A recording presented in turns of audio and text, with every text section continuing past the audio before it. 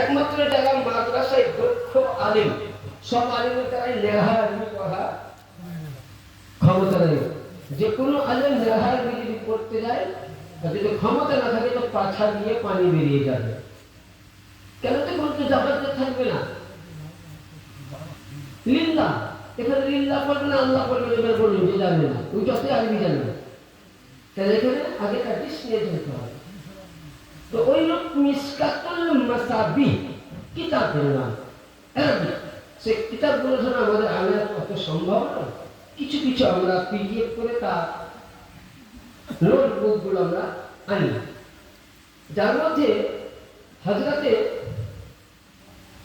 আম্মা জান আয়েশা সিদ্দিকা রাদিয়াল্লাহু তাআলা আনহা বর্ণনা করছেন, আন আয়েশা قالت خرج النبي صلى الله عليه وسلم غدوا ومن عليه مرة محلى من شر سواد فجعل حسن ابن علي فدخلهم جاء الحسين মা আয়েশা সিদ্দিকা রাদিয়াল্লাহু তাআলা আনহা বলছেন, আমি নবী পাক সাল্লাল্লাহু তাআলা আলাইহি ওয়া আলিহি সাল্লামকে দেখলাম, নবী পাক বলছেন কি শারা আসওয়াদ ফাজা, নবীর কাছে শারা মানে কালো চাদর ছিল। শারা মানে চাদর, আসওয়াদ মানে কালো। আমরা বলি না কালি কমলি ওয়ালা, বলি কি না? ওই কালি কমলিওয়ালা নবীর কাছে চাদরে পাক ছিল। তো ওই সময় মা আয়েশা সিদ্দিকা বলছেন, আমি দেখতে পেলাম যে আল্লাহর নবী কি বলছেন, বলছে জাআল হাসান ইবনে আলী, নবী ডাকছেন, কোথায় তুমি হযরতে হাসান আলীর ছেলে, জোরে বলুন সুবহানাল্লাহ। আমার বড় ইমাম পাক বলছেন, নানা জান আমি উপস্থিত, আমি উপস্থিত। নবী বলছেন সামনে এসো। আবার কি বললেন? রাসূল পাক বলছেন আবার ফাদখালা তুম জাআল হুসাইন ফাদখালা মাআহু, হুসাইন কোথায় বলেন? নানা জান আমি হাজির। নবী বললেন কি তাদের দুইজনকে দাখিল মানে দুইজনকে বসিয়ে নিলেন জানুর মুবারকে, কামলিওয়ালা চাদরের মধ্যে ভিতরে দিয়ে। তারপরে আমার আকা নবী মুস্তাফা আবার বলতেছেন, কি বলতেছেন? সুম্মা জাআত ফাতিমা ফাদখালতুহুম, নবী বলছেন কোথায় হযরতে ফাতিমা তুমি আসো। আবার নবী বলছেন যা আলী ফাদখালা সুম্মা ক্বালা, নবী কি করলেন? হযরতে খাতুনে জান্নাতে পাককে ডাকলেন, মাওলা আলীকে ডাকলেন। তো কয়জন হলো বাবজিরা? কয়জন? দুইজন। আর দুই ইমাম পাককে নবী ডাকলেন, ঠিক কামলিওয়ালার চাদরের মধ্যে ভরে নিলেন। তাহলে টোটাল কয়জন হলো? চারজন। নবীকে নিয়ে পাঁচজন। তাহলে এদেরকে কি বলা যায়? পাক পাঞ্জাতন। এটা ফারসি ভাষা। পাক মানে পবিত্র, তার মানে দেহ বা শরীর। পাঞ্জা মানে হাত, মানে পাঁচটা দেহ নিয়ে একটা শরীর তৈরি হয়েছে, যার নাম পাক পাঞ্জাতন। দুই ইমাম পাককে নিলেন, মওলায়ে কায়নাতে পাককে নিলেন, মা খাতুনে জান্নাতে তাইয়্যিবা তাহিরা আবেদা সাবিরা জাহিরা সাল্লাল্লাহু তাআলা আলাইহি সাল্লামা, এই চারজনকে নিয়ে নবী আমার বলছেন, ইন্নামা ইউরিদুল্লাহু লিইজহিবা আনকুম রিজসা আহলাল বাইতি ইউতাহিরুকুম তাতহিরা। ইয়া আল্লাহ, এরা আমার আহলে বাইত, এরাই আমার ঘরানা, এরাই আমার পরিবার। ইয়া আল্লাহ, এদের কাছ থেকে দুনিয়ার নাপাককে দূর করে দাও, জয় বলুন সুবহানাল্লাহ। তাহলে কি বোঝা গেল? নবীর পরিবারকে নবী নিজের স্ত্রীকে ডেকেছিলেন। এখনকার মৌলবী সাহেবরা এর তর্জমা করে যে নবীর পরিবার মানে নবীর চাচাও আছে, নবীর স্ত্রীও আছে, নবীর বিয়েও আছে, আদরণ ছেলে। না, নবী এখানে মুনতাখিব করলেন মিসকাতুল মাসাবি এবং হাদিস শরীফ বর্ণনা দিল, কোরআন বর্ণনা দিল যে নবী এখানে কাউকে ডাকেননি,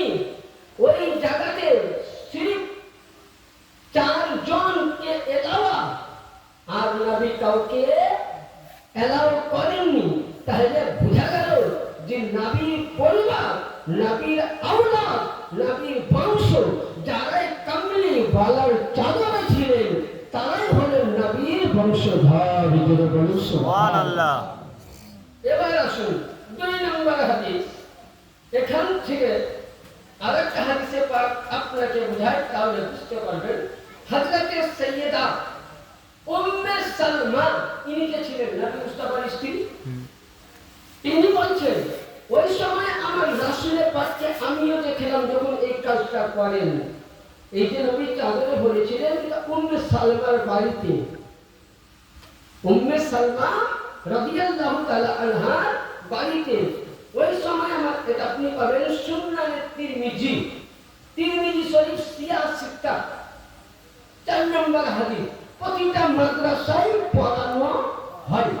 সেই হাদিস শরীফের মধ্যে আরেকটি হাদিস পাওয়া যায়, নাযালতু হাযিহিল আয়াতু আলা নবী সাল্লাল্লাহু আলাইহি ওয়াসাল্লাম, ইন্নামা ইউরিদুল্লাহু লিইযহিবা আনকুম রিসা আহলাল বাইতি ইউতাহিরুকুম তাতহীরা। ফি বাইতি উম্মি সালমা তদআ ফাতিমা ওয়াল হাসান ওয়াল হুসাইন فجعلهم بقصائهم ولا خلفهم زهر فجعلهم بقصائهم ثم قال حضرت ইমরান আবি সালমা রবি রাদিয়াল্লাহু তাআলা বর্ণনা করছেন, নবী পাক সাল্লাল্লাহু আলাইহি ওয়াসাল্লাম বলছেন, এই আয়াতে কারিমা যখন নাযিল হয়, নবী মুস্তাফা ওই সময় উম্মে সালমার ঘরের মধ্যেই ছিলেন। কোথায় ছিলেন? নবী কোথায় ছিলেন? উম্মে সালমা ঘরের মধ্যে ছিল।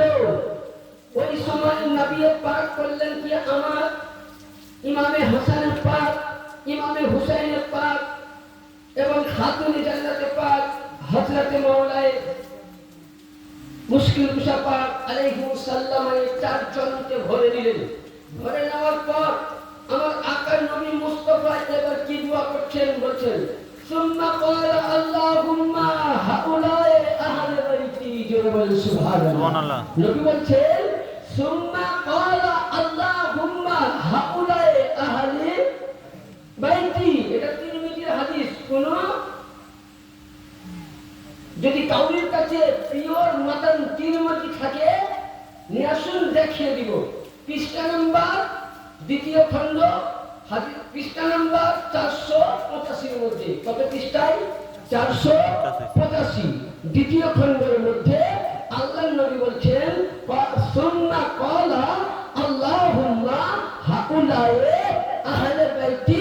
ये अल्लाह, ये मेरा अहले बैत है। ये अल्लाह, ये मेरा घराना है। ये अल्लाह, ये मेरे औलाद है। इन्नमा युरिदुल्लाह लिइज़हिबा अन्कुम रिज्सा अहले बैति युताहिरुकुम तत्हीरा।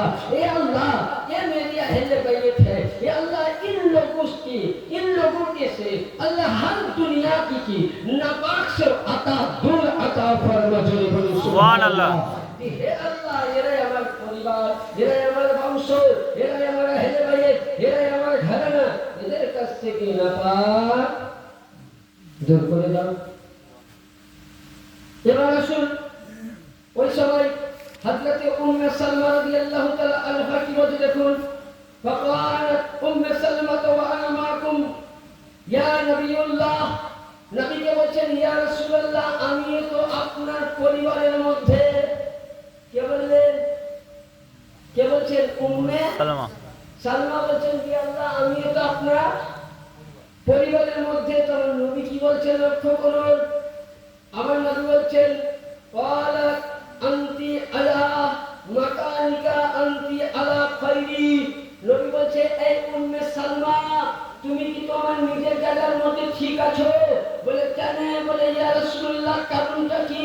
ইমামে হাসান ও হুসাইন আপনার বেটির ছেলে নওয়াসা, আপনার নাতি আলী, আপনার জামাই আলী, আপনার চাচাতো ভাই আলী, আউলিয়াদের সরকার আলী, বেলায়েতের ভান্ডার। নবীকে বলছেন, হুজুর, আমি হলাম আপনার স্ত্রী, আমি হলাম আপনার অর্ধাঙ্গিনী, আপনার বিবি।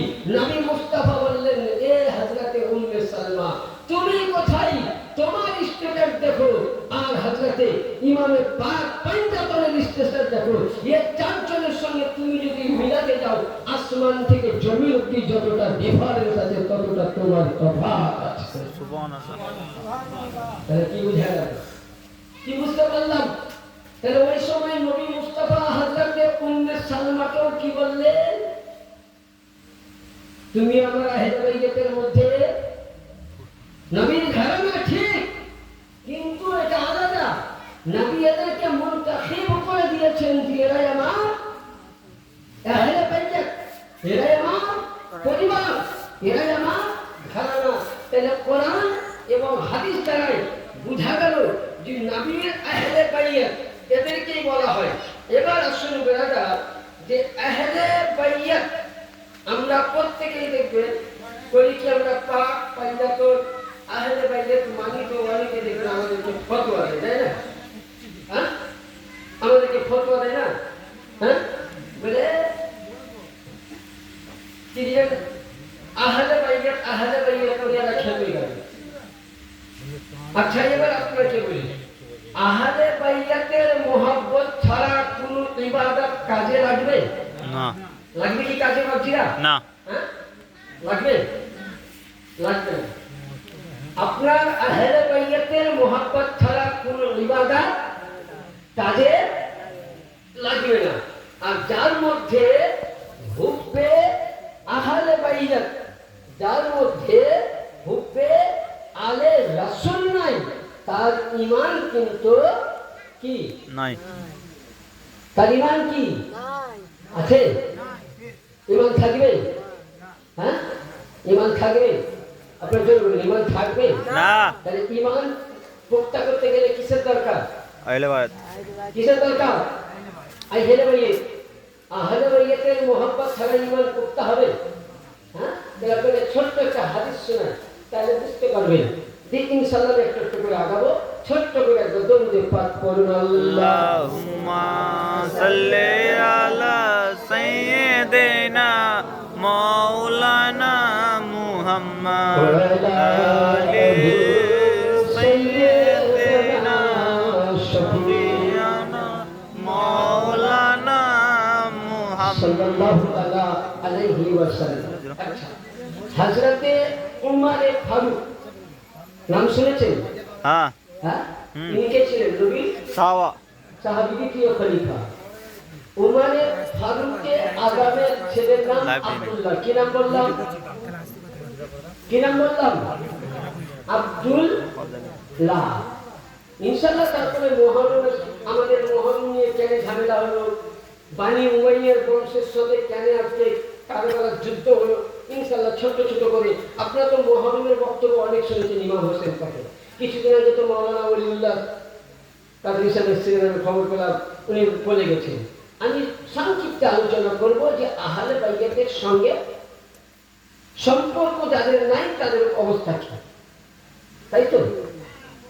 আচ্ছা, এবার আসুন তো, ওমরে ফারুকের ছেলে আব্দুল্লাহ আর নবীর দুই নওয়াজা ইমামে হাসানে পাক, ইমামে হুসাইনে পাক আলাইহিস সালাম, এনারা দুই ভাইয়ে তিনজন মিলে খেলা করছে।